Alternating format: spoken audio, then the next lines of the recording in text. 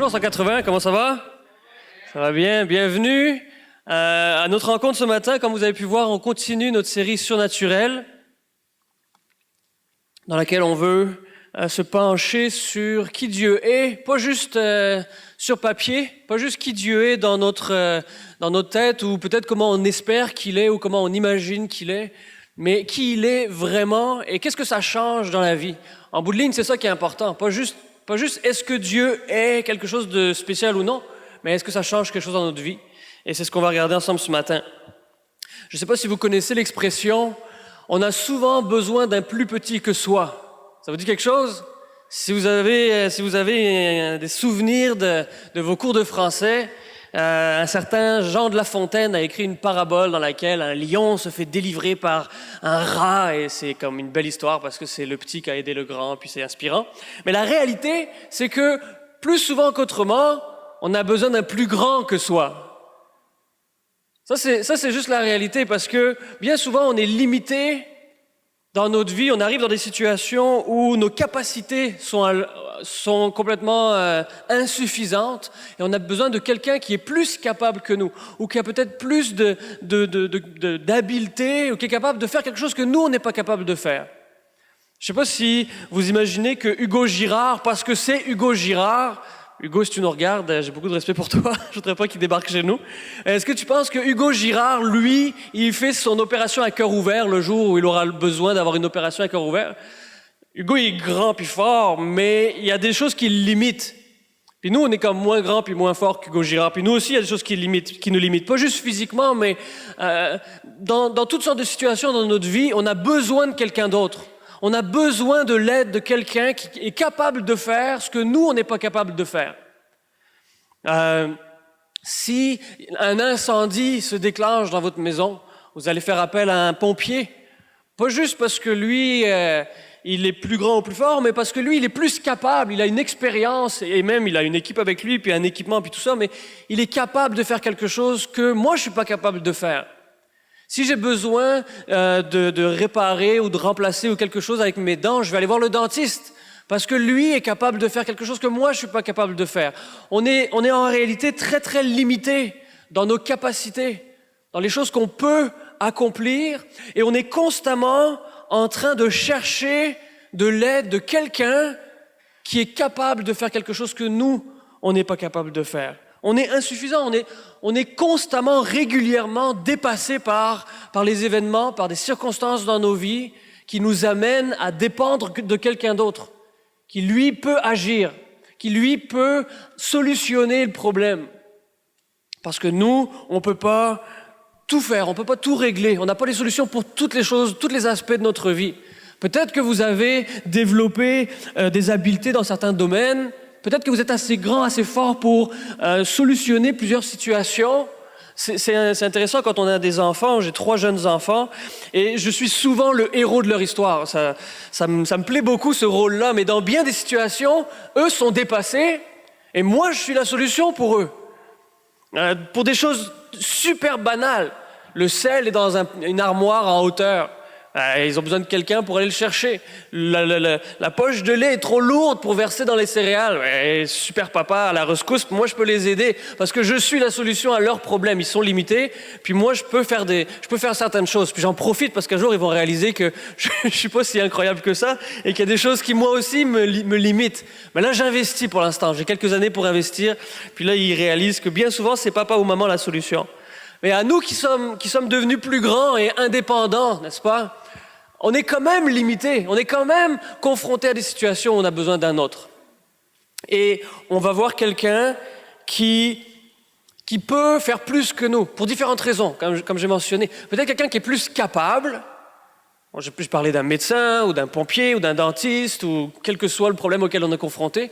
Ou peut-être juste quelqu'un qui a plus d'autorité. Je ne peux pas imaginer nécessairement que Obama ou le Premier ministre ou des gens qui sont à la tête d'un pays sont physiquement plus capables, mais ils ont une autorité. Et ils sont capables de faire énormément de choses à cause de l'autorité qui leur est conférée. Ou peut-être à plus petite échelle, si vos voisins font du tapage nocturne le soir, vous pouvez appeler la police. Parce que la police a une autorité qui lui a été donnée et ils sont capables de faire des choses que nous, on n'est pas capable de faire et que je vous déconseille de prendre en main vous-même. On va voir quelqu'un qui est soit plus capable, soit qui a plus d'autorité. Le problème, c'est que il y a bien des domaines dans notre vie où c'est assez facile d'identifier la solution, ou même la personne qui va amener la solution. Mais il y a aussi tout un tas de situations dans notre vie où on ne sait pas vraiment qui pourrait nous aider, qui aurait soit assez de capacité, soit assez d'autorité pour venir solutionner notre problème. Il y a beaucoup de situations dans nos vies où on ne sait pas vers qui se tourner finalement. Qui est-ce qu'on va, sans rentrer dans des clichés nécessairement, mais qui est-ce qu'on va voir? Quelle sorte de médecin est-ce qu'on va voir pour un cœur brisé? Quelle sorte de spécialiste on va voir pour régler nos inquiétudes? Vous allez répondre le psy, il peut faire un petit bout peut-être. Mais qui est-ce qu'on va voir pour des situations où le mal est dans le cœur ou dans l'âme? Et quel spécialiste, quel curriculum est-ce qu'on donne à l'Université Laval pour former des gens pour intervenir dans ces situations-là? Ça nous arrive parfois d'être confrontés à une situation où personne ne semble qualifié pour nous aider. Je ne sais pas si vous vous rappelez, si vous avez été des cinéphiles dans les années 80, vous vous rappelez sûrement de la trilogie de Alien. En fait, comme moi je me rappelle surtout du premier Alien qui m'a fait très peur à l'époque. Mais je ne sais pas si vous vous rappelez le sous-titre du film. C'est vraiment intéressant. Le sous-titre du film, c'est « Dans l'espace, personne ne vous entend crier ». Vous vous rappelez de ça? Juste le titre, on dirait, t'as des frissons partout, puis ça va être incroyable. Mais parfois, c'est ça qu'on ressent. On est dans une situation où on est tellement incapable de trouver une solution, puis personne ne semble n'avoir de solution. Personne n'est qualifié ou capable ou a l'autorité de venir régler notre problème. Et on a beau crier, pleurer, souffrir, c'est comme si personne n'entendait. C'est comme si personne ne pouvait soulager notre problème, notre souffrance. Et alors, quand on est confronté à ce genre de situation-là, parce qu'on n'est pas capable de supporter rien, on n'est pas capable de supporter le vide ou l'absence de solution. Quand on souffre, on n'est pas capable de se dire qu'il n'y a absolument aucune solution qui existe. Et d'ailleurs, je propose ce matin que c'est probablement une des causes principales. Vous savez que le Québec, on est réputé pour être une des places où il y a beaucoup de suicides. Mais je pense que c'est une des causes principales. C'est quand des gens sont confrontés à une situation qui est souffrante, qui est douloureuse, qui est vraiment pesante et qui ne semble pas y avoir de solution. Et qu'on a essayé peut-être toutes sortes d'affaires. On a peut-être essayé d'endormir la souffrance avec des passe-temps, avec peut-être de l'alcool, avec de la drogue, avec du plaisir. On a essayé d'étouffer la souffrance de toutes sortes de manières possibles et imaginables. Et rien n'a marché. Et on arrive à la conclusion douloureuse. Et si il n'y avait pas de solution, qu'il n'y avait juste pas de solution, puis que chercher ne mène à rien, parce qu'il n'y a juste pas de solution. Et cette conclusion est absolument insupportable. Parce qu'on sait qu'on n'est pas fait pour ça. On n'existe pas, la vie n'existe pas pour juste nous amener dans un cul-de-sac où on est dans une situation insupportable dans laquelle il n'y aurait plus de solution. Et quand on se trouve dans une position comme celle-là, qu'on souffre à cause de nos relations, à cause de la santé, à cause d'un cul-de-sac dans notre vie, dans ce qu'on voulait accomplir et qu'on n'arrive pas à accomplir finalement, on se met à plus ou moins inventer des solutions potentielles. Et là, tout d'un coup, on se met à croire dans beaucoup d'affaires, juste croire dans n'importe quoi plutôt que croire dans rien. C'est déjà moins insupportable. Et les gens vont dire des choses comme « Ah, la vie a voulu ça ». Oh, le destin, c'est la vie qui m'a donné telle chose, ou la vie se passe comme ça, puis tout d'un coup on attribue à quelque chose de complètement impersonnel des capacités de volonté, de mener des buts à exécution et des choses comme ça. On croit dans la chance, on croit en soi, dans notre potentiel, puis tant qu'il reste un peu d'espoir, on s'appuie sur l'espérance que peut-être un jour les choses vont s'améliorer, mais on ne sait pas trop pourquoi. Et on ne sait surtout pas trop comment ça pourrait arriver. Et on a tout d'un coup foi dans des valeurs très grandes et très importantes comme la justice ou l'égalité, tout le monde a la même chance, etc. Et que finalement, ces valeurs-là sont tellement fortes qu'elles vont l'emporter sur le mal. Mais la question, c'est sur quoi sont basées ces idées-là? Sur quoi se base notre foi aveugle tout d'un coup qu'un jour le bien va le remporter sur le mal? Est-ce que ça se peut que c'est simplement à force d'avoir regardé des contes de fées modernes où le mal perd toujours puis que le bien remporte toujours, on finit par croire que c'est toujours comme ça que ça se passe puis dans ma vie, ce ne sera pas différent? Parce que si je ne crois pas ça, j'ai plus rien dans quoi croire. Et ça, c'est insupportable. L'idéal, ce serait de connaître quelqu'un qui aurait toujours la solution. Quelqu'un qui serait toujours assez capable pour prendre soin de nos problèmes. Quelqu'un qui aurait toujours assez d'autorité pour venir changer nos circonstances, là où nous, on est incapable de le changer. L'idéal serait d'avoir quelqu'un qu'on pourrait toujours aller voir, puis qui aurait toujours la solution, puis qu'on repartirait jamais déçu, frustré ou simplement alourdi par le désespoir. Alors, laissez-moi vous présenter cette personne-là. Elle existe. Elle existe, puis elle est vraiment capable. Elle a vraiment l'autorité pour changer toute circonstance, toute situation, tout problème. Cette personne s'appelle Jésus-Christ. Maintenant, que vous croyez ou non dans ce que je viens de dire, c'est pas très grave, c'est pas important, parce que ce que moi je dis en bout de ligne, ça n'a pas tellement d'importance. Vous fiez pas sur moi. Mais admettons, pour l'exercice, OK? Admettons que ce soit vrai. Admettons que ce soit vrai que Jésus-Christ soit plus qu'un personnage mythique ou historique, dépendamment de vos convictions à vous. Admettons que ce soit possible qu'une personne ait toujours systématiquement la capacité de changer nos circonstances. L'autorité de transformer ce que personne d'autre peut venir transformer. Mes amis, ce serait la meilleure nouvelle qu'on pourrait avoir, jamais. Ce serait la meilleure nouvelle parce que finalement, il n'y a pas aucune mauvaise nouvelle qui viendrait changer celle-là. Il n'y a pas rien qui viendrait changer le fait que, à chaque instant, dans chaque circonstance, cette personne peut agir.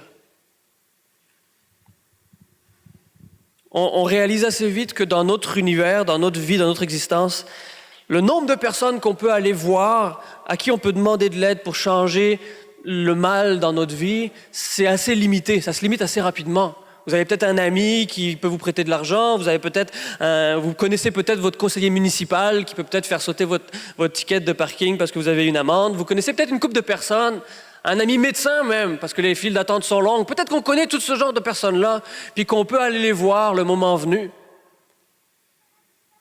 Mais la réalité, c'est qu'on a besoin de plus que ça. Parce qu'il y a toujours quelque chose que ces gens-là ne sont pas capables de changer dans nos vies. J'aimerais... Pour appuyer ce que je suis en train de dire, j'aimerais tourner dans un premier passage dans le livre de Philippiens, qui est un passage dans la Bible qui nous parle de Jésus, justement. Et le texte dit, c'est aussi pourquoi, en parlant de Jésus, Dieu l'a élevé à la plus haute place et lui a donné le nom qui est au-dessus de tout nom, afin qu'au nom de Jésus, chacun plie le genou dans le ciel, sur la terre et sous la terre. Non, probablement que plusieurs d'entre vous connaissez très très bien ce passage, puis peut-être que pour certains c'est la première fois que vous le lisez. Qu'est-ce que ça veut dire finalement ce texte-là? Comme je disais, des fois il y a des gens qui sont capables seulement parce qu'ils ont reçu une autorité. Peut-être qu'ils ont reçu une fonction ou un titre spécial. On peut penser peut-être à notre premier ministre ou au président des États-Unis ou juste le maire d'une ville ou le commissaire du bureau de police. Ces gens-là ont reçu une autorité et à cause de ça, ils sont capables de faire tout un tas de choses que le commun des mortels n'est pas capable de faire. Ce que le texte est en train de dire ici, c'est que Jésus a reçu le nom qui est au-dessus de tout nom. Imaginez, si vous voulez, un instant, si on faisait une hiérarchie universelle, dans le monde, la hiérarchie universelle qui placerait les gens en fonction de leur autorité. Probablement, plusieurs d'entre nous dans la salle, on est des gens relativement ordinaires, puis on serait quelque part vers le bas. Peut-être que vous avez une fonction dans votre travail où vous avez quelques employés en dessous de vous. Fait que déjà, vous êtes placé de cette manière-là dans la hiérarchie. Dans votre famille aussi, comme j'ai dit tout à l'heure, moi, je suis capable de venir aider mes enfants régulièrement. Fait qu'en termes d'autorité ou de capacité, je suis plus haut que eux autres. Je suis capable d'aller chercher le pot de sel dans l'étagère en haut que eux sont pas capables d'aller chercher. J'ai plus de capacité que eux. Je sais lasser mes lacets. Je peux l'affirmer avec fierté un matin. Je sais faire mes lacets. Les enfants savent pas. J'ai saute plus sur eux. Et si on faisait cette hiérarchie universelle, où on déterminait qui dans le monde se situe où et qui a le plus d'autorité et de capacité dans notre univers. On pourrait faire cette sorte de pyramide humaine en fonction de l'autorité, puis placer tout le monde là-dedans. Ce serait compliqué, mais avec un petit peu de travail, on serait capable de faire ça. On a des gros ordinateurs aujourd'hui. Ce que le verset dit, c'est Jésus est à la tête de cette hiérarchie universelle. Dans l'univers, dans tout ce qui existe, il y a une personne qui se trouve toujours à la tête, qui se trouve toujours en premier et qui a l'autorité sur tout le reste, qui est plus capable que tout le reste. Et cette personne, c'est Jésus-Christ. C'est ça que dit le passage. Il a reçu le nom qui est au-dessus de tout nom, afin qu'au nom de Jésus, chacun plie le genou. Et cette expression fait référence à l'autorité, fait référence à l'adoration, fait référence à qui est plus important puis qui est moins important. Et le verset dit, Jésus est le plus important, il est le plus grand. Il est celui qui a toute autorité. Si jamais vous avez déjà créé quelque chose ou que vous avez, admettons, vous êtes le fondateur de Disneyland, ok? Le jour où ça vous tente, vous pouvez rentrer dans Disneyland, puis vous pouvez faire tout ce que vous voulez parce que vous avez créé ça. Vous pouvez faire des manèges sans faire la file. Là, vous regrettez de ne pas avoir pensé à Disneyland en premier. Vous pouvez faire les manèges sans faire la file, vous pouvez manger des hot dogs gratuits, vous pouvez dire aux gens, toi finalement, au lieu de ramasser les poubelles, tu vas aller travailler dans la cuisine. Vous pouvez faire tous ces changements-là parce que c'est vous qui êtes en autorité ultime. C'est vous qui êtes la première personne, la personne qui a le plus d'autorité. Le texte nous dit, dans notre monde, dans notre univers, cette personne, c'est Jésus, qui a toute autorité sur toute chose, sur toute personne, sur tout être. C'est Jésus. Jésus-Christ est celui qui a le plus d'autorité. Maintenant, peut-être que l'idée qu'une personne ait toute autorité sur toute chose, tout d'un coup, on a comme des fibres démocratiques qui se réveillent en nous puis qui se disent c'est probablement pas une super bonne idée qu'une personne ait autant de pouvoir. Mais c'est pas une bonne idée seulement si cette personne-là a des motifs mauvais ou des ambitions personnelles ou qui veut profiter de la situation pour son propre service. Si c'est une inquiétude que vous avez, je vous suggère simplement de prendre la Bible, de lire le Nouveau Testament puis de découvrir qui Jésus est. Et je vous promets une chose, vous découvrirez que c'est pas énervant que Jésus soit à la tête. C'est pas énervant que Jésus soit le premier. Parce que s'il y a une personne qui devrait y être, c'est lui. On connaît Jésus pour plusieurs choses, mais on le connaît surtout pour être celui qui a aimé les gens, surtout les faibles. C'est rare que quelqu'un soit à la tête de quelque chose puis que son réflexe soit d'aller aider les plus petits, les plus faibles. Jésus a fait ça. C'est le genre de maître, si vous voulez, ou de chef que Jésus a été. Dieu l'a élevé au-dessus de tout nom. Maintenant, ça nous amène au sujet du nom de Jésus-Christ. Non pas que ce nom-là soit, qu'il ait une valeur mystique où on peut juste prononcer le nom puis il se passe quelque chose. Dieu n'est pas une machine distributrice où il suffit juste de mettre un jeton, peser sur le piton puis quelque chose va arriver en bas. Mais le nom de Jésus est tout puissant. Comme je disais tout à l'heure, et on a découvert que Jésus est cet idéal, il est celui qui est capable de changer, de transformer toute situation. Ça veut dire qu'il n'y a pas un problème qu'on peut rencontrer dans notre vie, dans notre existence, puis qu'on l'amènerait à Jésus, puis que Jésus dirait « Hey, je suis mal pris, là. Je ne sais pas trop ce que je vais pouvoir faire avec ça. » Ce que ce verset est en train de nous dire, c'est que ça n'arrivera jamais. Il n'y a jamais un moment donné où on va vivre quelque chose dans notre vie et que quand on l'amène à Jésus, il est pris de court, puis qu'il ne peut rien faire avec. Jésus est toujours capable d'agir, toujours capable d'agir. Un autre passage qui nous parle du nom de Jésus et de qu'est-ce que ça veut dire pour nous aujourd'hui, c'est dans le livre des Proverbes, qui est plus vers le milieu de la Bible. Et ça nous dit « Le nom de l'Éternel est une tour fortifiée. » On s'entend, c'est de la poésie, c'est pas littéral. Le nom de l'Éternel est une tour fortifiée. Le juste s'y réfugie et se trouve en sécurité. Un des traits caractéristiques de l'être humain, c'est, évidemment, ça vient avec notre dépendance ou notre insuffisance ça nous amène à craindre. On expérimente la peur dans notre vie, peur de toutes sortes de choses. Peur de perdre nos êtres chers, peur de perdre peut-être notre travail, peur de ne pas être suffisant justement, peur de ne pas être aimé, peur de tomber malade, peur de la mort, peur de tout. Et la Bible nous dit le nom de l'Éternel, le nom de Jésus nous donne la sécurité. C'est comme un refuge où on peut aller se protéger. À l'époque, ça fait référence, cette expression poétique fait référence à un contexte de guerre, où quand on est en guerre, on a besoin d'un endroit où on peut aller se protéger, où l'ennemi ne peut pas nous atteindre. Et la Bible nous dit, voilà ce qu'est Jésus pour nous. Il est un endroit qui est sûr, hors de danger, où on peut aller et on est protégé. On peut y être en sécurité. On peut se reposer parce qu'on est abrité de tout ce qui nous menace. Le nom de l'Éternel est puissant pour faire ce genre de choses-là. Je vais inviter les musiciens à s'avancer. Je vais terminer avec un dernier passage dans Acte 4 qui nous parle encore une fois du nom de Jésus et qui dit « Il n'y a de salut en aucun autre, car il n'y a sous le ciel aucun autre nom qui ait été donné parmi les hommes par lequel nous devions être sauvés. » Cette expression nous ramène maintenant à notre plus grand besoin. On peut avoir toutes sortes de besoins dans notre vie. Peut-être vous avez besoin d'aller chez le dentiste, peut-être que vous avez besoin d'aller au garage, peut-être vous avez besoin de trouver quelqu'un qui peut vous conseiller, aller à gauche, à droite dans votre vie. Mais le plus grand besoin qu'on a en tant qu'être humain, c'est de trouver une solution aux problèmes qui nous isolent de Dieu. Il y a un mal qui nous habite. On est constamment amené à faire le mal, à prendre des mauvaises décisions. On rabaisse les autres pour se relever nous-mêmes. On est égoïste, on est en colère, on ment, on triche. Toutes ces choses-là sont parce qu'on est séparé de Dieu.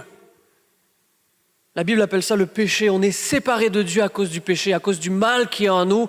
Et pour cette situation-là, on est définitivement insuffisant pour amener une solution. On a besoin de quelqu'un d'autre. On a besoin de quelqu'un d'autre pour trouver une solution à notre problème.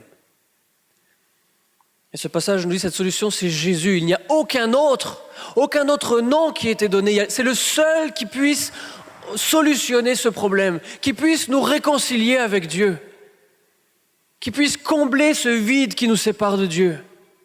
Et Jésus est celui qui peut le faire. Mieux que ça, Jésus est celui qui l'a déjà fait.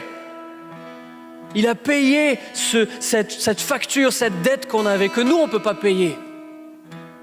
Il a pris ce mal, ce péché, et il a réglé cette facture. Pour chacun d'entre nous, pour toi.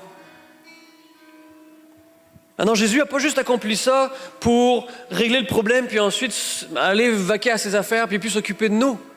Il n'y a aucun autre nom par lequel nous devions être sauvés. Pas juste de ça, mais de tout ce qui aujourd'hui nous poursuit comme conséquence du péché, toutes les inquiétudes qu'on peut avoir, tous les conflits qu'on peut avoir, toutes les craintes qu'on peut avoir, toute l'inconnu qui nous ronge. À qui d'autre est-ce qu'on pourrait aller, sinon à Jésus qui a déjà réglé le plus gros problème? Il peut probablement régler les autres aussi. Et c'est ce qu'il veut. Si Jésus est vraiment celui qui est toujours capable. Et pas juste ça, mais si Jésus est vraiment celui qui veut toujours aussi prendre soin, faire du bien, soulager, apaiser, s'il est vraiment celui qui est capable de faire ces choses-là, qu'est-ce qui nous retient d'aller vers lui? Qu'est-ce qui te retient d'aller vers lui? La crainte d'être jugé peut-être? D'être condamné? Ça, c'est déjà réglé. On n'est plus condamné à cause de ce que Jésus a fait. Il s'est approché de nous, puis il nous a aimés alors qu'on n'était pas aimable, alors qu'on était complètement dans la mauvaise direction. Combien plus aujourd'hui, si on veut aller vers lui, si on veut son aide et son secours, combien plus il prendra soin de nous à ce moment-là. La délivrance est toujours possible. À cause de qui est Jésus-Christ, à cause de la puissance qui est dans son nom. Jésus-Christ est le nom le plus grand, le plus puissant qui soit. Et ce que Dieu désire, c'est pas juste qu'on soit réconcilié avec lui, puis qu'après ça, on puisse mener notre vie d'une manière complètement indépendante, mais qu'on puisse continuer à venir vers lui, qu'on puisse continuer à chercher en lui la réponse à nos souffrances, en lui la réponse à nos questions. Que quand on est confronté à un problème plus grand que nous, ce qui arrive assez souvent, que ce soit vers lui qu'on aille, parce que lui a la solution. La Bible nous dit « Demandez et vous recevrez ». Est-ce que ça implique, ce que ça veut dire? C'est pas qu'à chaque fois que vous allez demander quelque chose à Dieu, il va vous le donner. Mais que si quelqu'un peut changer quelque chose dans votre vie, c'est Jésus-Christ. Ce que je veux vous dire ce matin, c'est que si vous avez un trouble ou un problème, une maladie, ou quel que soit ce qui vous ronge, je ne suis pas en train de dire que Dieu va systématiquement tout vous donner ce que vous voulez. Mais que si quelqu'un peut le faire, c'est lui. Si quelqu'un peut tendre la main et changer quelque chose dans votre vie, c'est Jésus-Christ. La question c'est, est-ce que vous voulez simplement demander? Est-ce que vous voulez donner votre confiance à Dieu qu'il peut faire tout ce qu'il veut? Qu'il peut faire tout ce qu'il veut. Il peut changer ce qu'il veut changer. Il peut transformer ce qu'il veut transformer.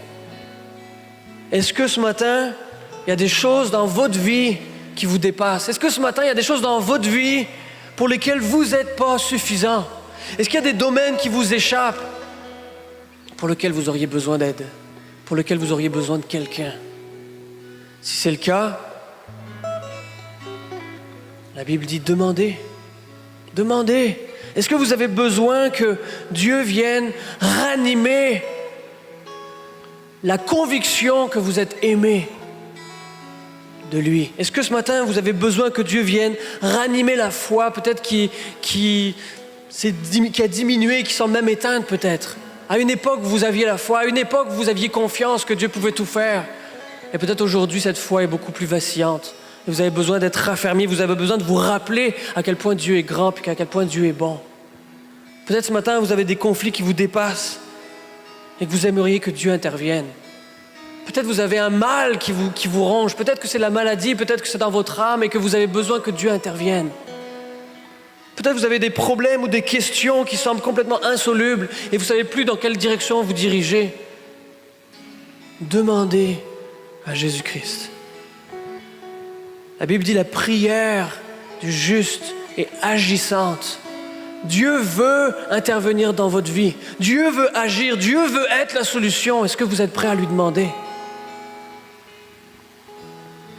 La Bible nous dit que la prière est quelque chose de très puissant. Dieu nous a donné ce moyen pour pouvoir s'adresser à lui, pour pouvoir demander à cause de Jésus-Christ que Dieu agisse dans nos vies. Ce matin, je vais vous donner la possibilité de faire ça. Pas parce que ce matin est différent d'un autre moment, pas parce que le fait qu'on soit dans une salle réunie rend ça plus spécial ou plus puissant ou quoi que ce soit. Dieu est toujours le même, Dieu est toujours puissant. Mais Dieu dit, si vous vous mettez ensemble et que vous priez, alors Dieu est là, Dieu agit. J'aimerais inviter les personnes qui ont été approchées plus tôt aujourd'hui pour s'avancer, peut-être se mettre sur les côtés ici en avant. Et je veux juste vous inviter, vous donner la possibilité ce matin. Si vous voulez que quelqu'un prie avec vous, que quelqu'un prie pour vous, alors vous avez la possibilité ce matin. Si vous voudriez juste venir et même pas être certain de ce que Dieu peut faire, est-ce qu'il veut encore faire quelque chose pour vous? Dieu n'est pas limité par votre confiance. Dieu n'est pas limité par à quel point vous vous sentez d'attaque aujourd'hui pour lui faire confiance. Faites juste venir. La Bible dit que même quand on ne sait pas quoi demander, quand on ne sait pas quoi prier, l'Esprit de Dieu vient et lui prie pour nous. Est-ce que ce n'est pas incroyable comment Dieu peut accepter à quel point on est faible et insuffisant? Et Dieu veut être puissant dans notre vie. Dieu veut être puissant dans ta vie, il veut agir.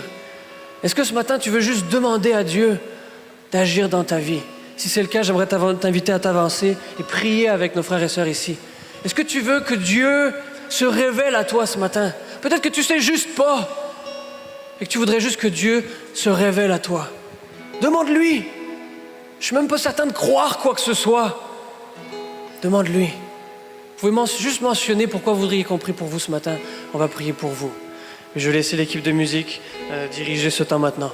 Si vous voulez que Dieu agisse, si vous voulez le laisser agir, faites juste demander.